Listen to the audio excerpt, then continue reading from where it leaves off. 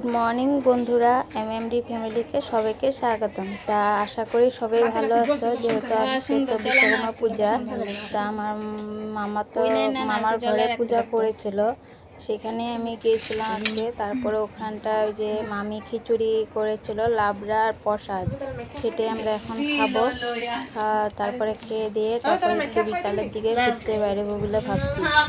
আমরা কই কই যাই সেটা আপনাদের কাছে দেখাবো। তারপরে এই যে আমি এখন রেডি সেডি হয়ে নিলাম, হয়ে নিয়ে তারপরে ছেলেও রেডি হয়ে গেছে। তোমাদের দাদা আসেনি এখনো, তোমাদের দাদা আসার পরে তারপরে আমরা বাইরে হয়ে যাবো। আমরা রেডি হয়ে নিয়ে বসে আছি, কখন আসবে সেটা বলার কিছু নেই। যেমনি করে ফোন করছে যে বললো যে 5 মিনিট দেরি হবে বলে। ঠিক আছে, আমরা রেডি হয়ে নিলাম। তারপরে দেখুন আপনারা পুরো ভিডিওটা।